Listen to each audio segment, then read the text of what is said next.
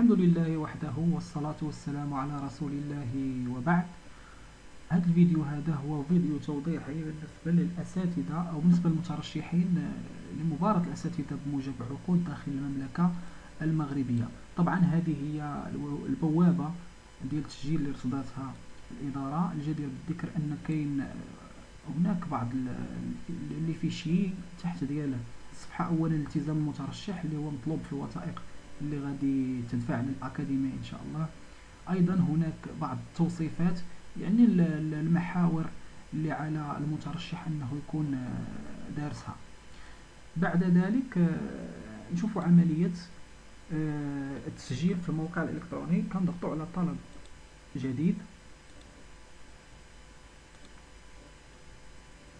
إذا من بعد ما كنضغطوا على زر طلب جديد كتعطينا هذه النافذة هذه، وهي عبارة عن مجموعة من الخانات اللي كتضم المعلومات اللي خصنا ندليو بها. إذا الاسم بالعربية، أنا سبق لي عمرت معلومات. نسب بالعربية، الاسم بالفرنسية، النسب بالفرنسية، أيضا تاريخ الازدياد، مكان الازدياد، رقم البطاقة الوطنية. طبعا هي هذه معلومات روتينية. صالح إلى غاية مدة صلاحية البطاقة الوطنية، نوع ذكر أم أنثى، الحالة العائلية، أعزب، متزوج إلى آخره. العنوان، نكتبوا العنوان الكبير، الإقليم، عمالة الرباط، البريد الإلكتروني، أيضا رقم الهاتف أيضا نكتبوه.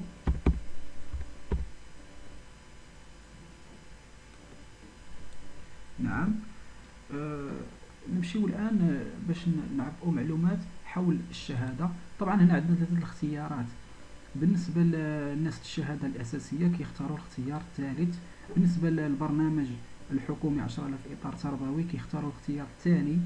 وبالنسبة لشهادة الإجازة في المسالك الجامعية للتربية كيختاروا الاختيار الأول. بالنسبة لي أنا غادي نختار الإجازة الأساسية. الجامعة كنكتبوا الاسم ديال الجامعة. إذا مثلا جامعة محمد الخامس الرباط. تاريخ الحصول عليها كنديروا التاريخ اللي حصلنا فيه على الشهادة. أيضا نظام الإجازة، كنشوفوا واش حنا قرينا الإجازة في النظام القديم أم الجديد. إذا مثلا نختار النظام الجديد. أيضا تخصص الشهادة، يعني المادة اللغة العربية مثلا، نقط محصل عليها. طبعا هذا 6 ديال الخانات، 6 ديال يعني الفصول، كل فصل والنقطة ديالو. إلا درنا هنا النظام القديم غادي يعطينا 4 ديال الفصول فقط، يعني 4 ديال السنوات فقط. هنا غادي نديرو مثلا النقطة ديال المعدل ديال الفصل الأول، إذا الفصل الثاني، ثم الفصل الثالث، الرابع. طبعا أنا كنعمر المعلومات غير بعشوائية فقط باش نبين الطريقة فقط. إذا بعد هكا غنديرو معلومات حول الطلب، رقم الطلب ووضعية الطلب. ما كنعمروهمش حنا، هما اللي كيعمروهم ملي كنبغيو نطبعو الطلب. اللي مسموح لنا حنا هو السلك المطلوب. طبعا السلك كنختارو الابتدائي أو التعليم الثانوي الإعدادي وشقيه. يعني مثلا نختارو التعليم الثانوي الإعدادي. التخصص المطلوب اللغة العربية، طبعا لأن سبق يعني ودرتها قبل. الأكاديمية كنختاروا الأكاديمية اللي بغينا ندفعوا لها حنا. يعني مثلا أنا غنختار الرباط، سلا، القنيطرة. هنا كاين واحد المعلومة غادي نشير ليها فيما بعد. الإقليم مثلا غنختاروا إقليم سلا مثلا. المعلومة اللي بغيت نقول هو أن بالنسبة للانتقاء، بالنسبة للسلك الثانوي، التعليم الثانوي الإعدادي التأهيلي كيكون على مستوى الجهة، يعني الانتقاء تيكون على مستوى الجهة الكبيرة. الرباط، سلا، القنيطرة كيكون انتقاء كبير بشكل عمومي. ولكن بالنسبة للابتدائي فالانتقاء تيكون على مستوى الإقليم فقط. يعني هذه المعلومة خصها تكون ناخذوها بعين الاعتبار لأنها مهمة جدا. أيضا تيبقى لنا آخر حاجة هي في حالة نجاحي في المباراة أقبل تعييني بإحدى المديريات الإقليمية الواقعة في المجال الترابي للأكاديمية حسب الاستحقاق. يعني الاختيار انا كنعطي واحد الاختيار الاول هنا، كنختار عمالة سالة، ولكن هما تيقول لك رتب الاختيارات الاخرى على حسب شنو بغيتي نتايا.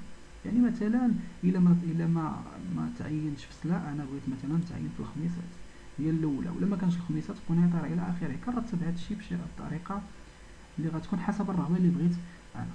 من بعد كنديرو حفظ.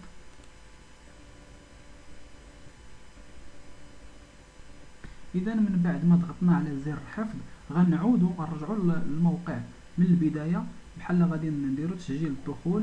اذا ما غنديروش طلب جديد، غنديرو تسجيل الدخول، رقم البطاقه الوطنيه غنكتبوه هنا، وغنمشيو للجيميل ولا الايميل، غادي نلقاو واحد الكود موجود هنا هو هذا، غادي نكوبيوه.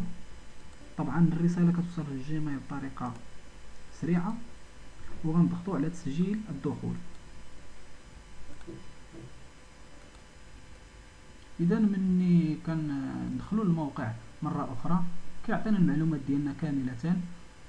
كنحاولوا نغيروا الا كاينه شي معلومه خاطئه، ومن بعد كنهبطوا لتحت كنلقاو زر مكتوبه فيه طبع، وزر اخر انا ما عنديش حيت فيه درتو مكتوبه فيه مصادقه، كنكليكيو على زر المصادقه هو الاول، عاد من بعد كنكليكيو على الطبع. الطبع كنلقاو الطلب ها هو كيتيليشارجا هنايا، ها هو التيليشارجا نكليكيو عليه، هو امامنا الطلب، كنقوموا باخراجه وكندفعوه مع الوثائق. كنتمنى ان هذا الفيديو يكون فيه افاده لكم، والسلام عليكم ورحمه الله تعالى وبركاته.